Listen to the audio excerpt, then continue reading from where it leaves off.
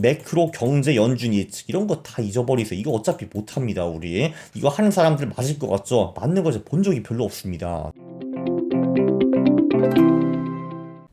예. 안녕하십니까 할러님들, 강왕국입니다. 하락장에는 무엇을 해야 되는가? 따단, 동적자산 배분입니다. 요즘 1월에 장이 많이 빠져가지고 패닉의 소리가 막 들려오더라고요. 네, 이럴 때는 동적자산 배분이 굉장히 좋습니다. 장이 박살나고 있습니다. 어떻게 하면 되는가? 대세 하락장을 피해갈 수 있는 방법은 바로 동적 자산 배분입니다. 뭐 이럴 때 유튜브를 보니까 뭐 매크로 얘기가 나오고 경제가 나오고 연준이 나오고 얘네들이 예측을 하려고 하고 막 이러고 있는데 다 잊어버리셔도 되고요. 그냥 동적 자산 배분은 주식이 오를 때는 가장 강한 지수에 올라타고 내리면은 빨리 빠져가지고 안전 자산으로 이동하는 그런 전략들입니다. 이런 전략들이 대부분 MDD가 굉장히 낮은 편이죠. 네, 제가 보통 트래킹하는 전략들은 뭐 이런 전략들이 주로 있는데 보시다시피 MDD가 그렇게 높지 않습니다. 그리고 중요한 거는 이런 전략들 두세 개만 섞어도 MDD가 한 자릿수로 떨어진다라는 겁니다. 자, 어쨌든 오늘 살펴볼 거는 뭐냐 하면요. 살펴보기 전에 근데 이 전략들이 무엇인지 잘 모르시는 분들은 이런 영상들을 보시면 됩니다.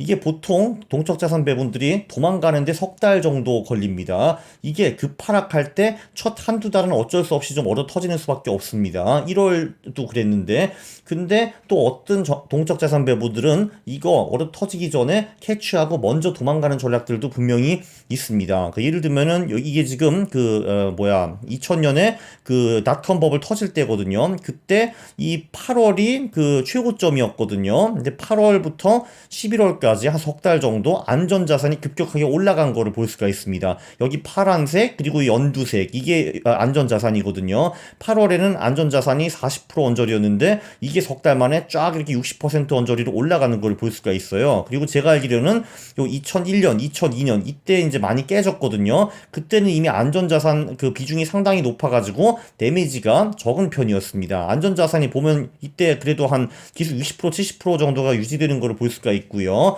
네, 그리고 그 금융위기 때도 비슷했습니다. 2007년 10월이 미국 주식의 피크였거든요. 이제 최고점이었는데 이때만 해도 안전자산 비중이 30% 언저리였거든요. 네, 그런데 그게 그 2008년 1월까지 급 상승하는 걸 볼 수가 있습니다. 60, 70%까지 올라가죠. 그래서 이때 2008년 10월에 리만이 터졌을 때 이때는 안전자산 비중이 한 80% 정도였기 때문에 데미지가 거의 없었습니다. 이게 이제 무슨 비중이냐 하실 텐데 이게 이제 Allocate Smart이라는 사이트가 있는데 거기서 한 40개 정도의 동적자산 배분을 트래킹을 하거든요. 그 동적자산 배분들의 평균이라고 보시면 될 것 같습니다. 그 40개 중에서 어디 투자해야 되는 거냐? 그거는 다음 영상의 테마이고요. 이번 영상에는 그냥 제너럴하게 동적자산 배분들이 이렇게 하락장에서 잘 버텼냐 못 버텼냐 이런 거를 먼저 보는 겁니다. 네, 그래 다시 한번 매크로 경제 연준 예측 이런 거 다 잊어버리세요. 이거 어차피 못합니다, 우리.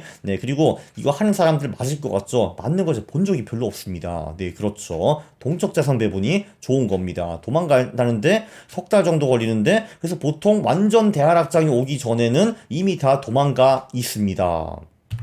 네, 이게 1970년대부터 그 동적자산 배분들이 하락장을 어떻게 피해갔는가 한번 감상해 보시죠. 그쵸. 40여 개 동적자산 배분의 평균 수익, 그리고 S&P 500과 비교를 한 겁니다. 이 검은색이 늘 S&P 500이고요. 네, 73년부터 74년까지 미국장은 엄청나게 빠졌습니다. 이게 거의 1년 만에 그 만불이 얼마가 된 거야? 6,000불, 한 40% 정도 빠졌네요. S&P 500이. 우리의 동적자산 배분들은 그게 뭐 어쨌다고 하고 오히려 10% 상승한 거를 볼 수가 있습니다. 그 후에 이제 미국 장도 회복을 했는데 동적자산 배분도 같이 올라가는 거를 볼 수가 있습니다. 네, 그래서 이게 지금 그 미국 장이 다시 본전 커버하는 때가 한 3년 반 정도 걸렸는데 이 3년 반 동안에 동적자산 배분은 한 40% 수익을 냈네요. 그죠? 40% 수익 낸 거를 볼 수 있습니다. 이 74년 얘기를 워렌 버핏이 할 때 이런 말을 하더라고요. 허허허, 여자가 필요한 남자가 하렘에 온 기분이었다. 네, 이 이분은 그때 뭐 젠더 이슈, 뭐 페미니즘 이런 거 신경 별로 안 쓰신 것 같아요. 이런 말을 막 그 거리낌 없이 하시더라고요. 어쨌든 이런 장에 잘 버텼고 그 다음 조정장은 77년, 78년에 옵니다. 네, 이때도 그 미국장이 한 1년에 걸쳐가지고 한 15% 빠진 거를 볼 수가 있거든요. 74년에 미국 주식이 여기 바닥을 치고 그 다음에 이제 올라가기 시작했죠. 올라가다가 77년, 78년 한번 얻어맞은 건데 동적자산 배분은 처음에는 조금 깨지긴 했는데 뭐 그게 어쩌라고 해가지고 올라가기 시작했고요. 네, 그리고 이제 미국장은 다시 본전을 만회하는 게 한 1년 반 후였는데 이때 동적자산 배분은 또 20% 수익을 낸 거를 볼 수가 있습니다. 네, 이 동적자산 배분이라는 게 늘 똑같거든요. 상승장에는 이제 같이 강한 장에 몰려서 같이 갔는데 하락장에서는 보통 안전자산 비중이 굉장히 빨리 굉장히 커집니다. 그래서 이런 데미지를 거의 다 피해갈 수가 있는 거예요. 네. 그 다음에는 81년, 82년 약세장이 옵니다. 81년에 비즈니스 위크에서 equities are dead, 주식은 죽었다라고 말을 했는데 네, 바로 이 하락장이 끝나고 82년에 미국 대세 상승장이 시작을 하죠. 그래서 18년 동안 장이 무지하게 많이 오릅니다. 이때 다우가 얼마였더라? 천 이하로 알고 있었는데, 이제, 아니, 그건 아닌 것 같은데, 어쨌든 18년 동안에 다우존스가 10배 이상 오르거든요. 네, 그런데 이게 보시면은, 이때 81년부터 82년까지 S&P 500이 만불에서, 여기 그래도 한 거의 20% 정도 15% 20% 정도 빠지는 것처럼 보이는데, 이때 동적자산 배분은 또 끄떡 없었습니다. 역시 초반에는 조금 빠지다가, 이제 그 다음에 안전자산이 개입해가지고 다시 올라오는 거를 볼 수가 있고요. 그래도 상대적으로 꽤 부진했네요, 여기까지. 그죠? 여기까지 그래도 한 1년 정도 부진을 했는데 네, 그 후에 훨씬 더 빨리 회복하는 거를 볼 수가 있습니다. 네, 그런 걸 볼 수가 있고요. 그래서 equities are dead. 그거는 이것도 이제 틀렸지만 확실한 거는 tactical asset allocation. 동적 자산 배분은 is alive라고 볼 수 있습니다. 완전히 살아 있었죠. 네, 그 다음에 약세장은 87년 블랙 먼데이가 있었습니다. 이렇게 갑자기 오는 펀치는 초반에 다 피할 수 없습니다. 여기 동적자산 배분도 두 달에 걸쳐서 10% 하락한 거를 볼 수가 있고요. 네, 그런데 그래도 장보다는 나았습니다. S&P 500은 그 후에 좀 더 떨어졌거든. 이렇게 해가지고 30% 하락했습니다. 석 달 만에. 네, 이 정도 하락은 안 했고요. 네, 그 동적자산 배분은 빨리 만회를 해가지고 네, 또 그 후에 수익을 난 거를 볼 수가 있었습니다. 네, 그렇죠. 블랙 먼데이가 이게 하루 만에 S&P 500이 23% 빠졌거든요. 그래도 월 단위로 보면은 요 두 달 동안에 동적자산 배분 한 10% 정도 손실을 보면서 잘 방어한 거를 볼 수가 있습니다. 다음 하락장은 90년이었어요. 이때 걸프전 어쩌고 해가지고 이거는 그래도 하락장 정도는 아니고 조정장 정도이네요. S&P 500이 한 15% 정도 빠졌었는데 네, 그 후에 이제 후세인이 깨지고 나서 주식이 회복을 했습니다. 동적자산 배분은 보시다시피 처음부터 크게 깨지지 않았어요. 이게 깨진 게 얼마야? 뭐 2, 3% 정도 깨진 것 같네요. 그죠? 이제 많이 안 깨졌습니다. 이미 다 그 전에 도망가 있었죠. 그 다음 하락장이 98년 이제 IMF가 터지고 러시아도 파산하고 막 이랬거든요.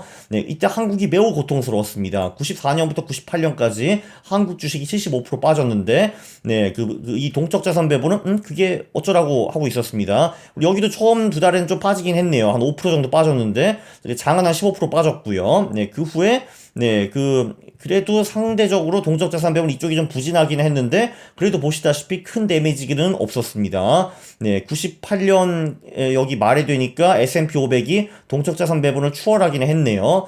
그래도 중간에 데미지가 거의 없었다는 게 중요한 것 같습니다. 그 다음이 닷컴 버블이죠. 닷컴 버블 때 미국 주식이 여기서 몇 프로 빠진 거야? 거의 반토막 났네요. 그죠? 거의 반토막 났는데 동적자산 배분은 또 I don't care 하고 있었습니다. 이때 안전자산에 갔거나 아니면은 그 다른 자산에 투자를 한 것 같은데 보시다시피 이때까지 데미지가 거의 없었고요. 그 후에는 미친 듯이 날아갑니다. 그래서 여기 보면 거의 100% 수익이 냈어요. 2006년까지.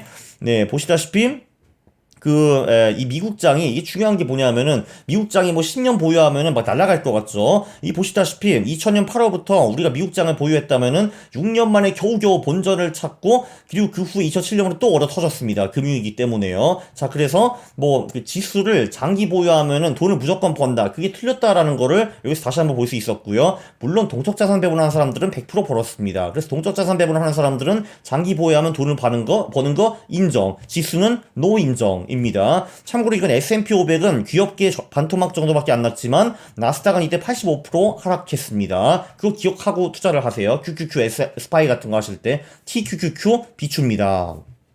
네. 그리고 그 다음이 이제 금융위기였습니다. 네, 금융위기 때, 그러니까 보면은, 여기 보면은 6년 만에 S&P 500이 겨우겨우 본전 회복을 했는데, 이게 2006년이잖아요. 그런데 2007년부터 다시 작살납니다. 또 한 번 반토막이 나는 거를 볼 수가 있어요. 금융위기 때문에. 물론 그거는 동적자산 배분과는 아무 관계가 없는 일이었습니다. 보시다시피 여기 가장 많이 깨진 게 한 10%가 좀 안 되네요. 그죠? 한 7, 8% 정도 깨졌고, 뭐 어쩌라고 하고 있습니다. 네, 그리고 다시 이렇게 올라가고 있고요. 네, 물론 여기서 보면은 개별 동적자산 배분들은 이거보다 훨씬 더 깨진 동적자산 배분들도 있는데, 이거는 40개 통계라는 거죠. 이 40개 중에서 제가 추천드릴 게 몇 개 있는데, 그거는 다음 영상에 나옵니다. 예, 보시다시피 그 금융위기에서 다시 미국 주식이 회복하는 게 이게 한 4년 정도 걸렸는데, 이 4년 동안의 동적자산 배분은 굉장히 스무스하게 한 그래도 한 40% 정도 벌었네요. 그죠? 40% 정도. 네, 그렇게 나옵니다. 네, 그러다가 또 다음 위기는 언제 와? 다음 위기는 2018년에 오네. 이때 제가 알기로는 연준이 테이퍼링을 했습니다. 그 금융위기 때문에 돈을 왕창 풀었다가 2015년부터 금리를 올리기 시작했고 2018년에 이제 테이퍼링이 좀 들어갔거든요. 네, 이때 상대적으로 동적자산 배분이 가장 실패했는데 뭐 실패해봤자 5% 잃은 겁니다. 물론 이때는 이 조정장이 크지가 않았어요. S&P 500이 뭐 한 뭐 10몇 프로 떨어졌네. 어차피 별 볼 일 없는 조정장이었습니다. 네, 그리고 마지막 그 하락장은 가장 코로나였겠죠. 이때 두 달 만에 미국장이 아주 신나게 20% 깨졌거든요. 20% 깨졌는데, 네, 동적자산 배분도 이걸 완전히 피해갈 수는 없었어요. 보통 하락장 초창기에는 이걸 다 피해갈 수가 없습니다. 근데 그래봤자 5% 이런 거를 볼 수가 있고요. 네, 7월에 당연히 장이 다 만회를 했고, 네, 지금 이제 그 또 조정장이 온 것 같죠. 조정장인지 하락장인지 좀 봐야겠죠. 어쨌든 2022년에는 어떻게 될까? 뭐 제 예측은 왠지 동적자산 배분 이번에도 꽤 잘 버틸 것 같다라는 것이 네, 제가 감히 예측하는 바입니다. 네, 그래서 요약 플러스 교훈은요. 자, 미국 시장도 보시다시피 50년 동안 투자를 하면은 꽤 센 조정장과 하락장이 지속적으로 옵니다. 물론 2008년이 가장 셌는데 닷컴밥을 깨질 때 2000년부터 2002년 그때도 거의 반토막 같고 나스닥은 85% 떨어졌고요. 74년 조정장 하락장도 굉장히 셌습니다. 그리고 87년은 아주 급격하게 미국 지수가 30% 빠진 적도 있고요. 지속적으로 이런 게 옵니다. 한국보단 덜 온다는 게 안 온다는 거는 아니고요. 이럴 때 뭐 연준이 어쩌고 미국 경기가 어쩌고 그리고 2분기부터 기업 실적이 나아질 것 같아 그런 이제 희망 같은 소리 들을 필요가 없습니다. 그건 일체로 소용이 없고요. 그냥 기기적으로 주식이 빠지면 나가고 주식이 멀쩡해지면 다시 들어오는 동적 자산 배분을 하시면 됩니다. 예, 그리고 이거에 대해서 좀 더 많이 아시고 싶으시면은 지금 3프로에서 제 강의를 팔고 있죠. 요 밑에 링크가 있습니다. 이렇게 또 교묘한 홍보는 홍보가 너무 좋아 이렇게.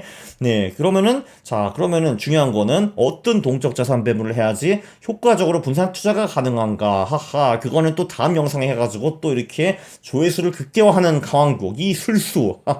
제가 자랑스럽습니다. 제 어깨를 이렇게 치고 싶고요. 네, 참고로 이거에 대해서 좀 더 자세하게 알고 싶으신 분들은 구글에 이렇게 치시면은 이 얘기가 이제 그 Allocate Smartly에 나옵니다. 물론 영어를 좀 하셔야 되고요.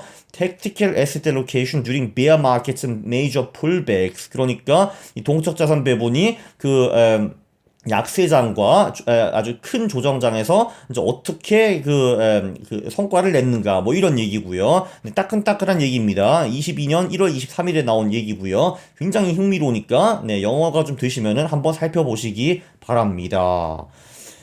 이 영상 제가 보기에는 너무 유익해가지고 제가 할 말이 없네요. 동의를 하시면은 구독을 해주시고, 네, 그리고, 좋아요 부탁드리겠습니다. 싫어요를 누르시면 제가 매우 싫어합니다. 감사합니다.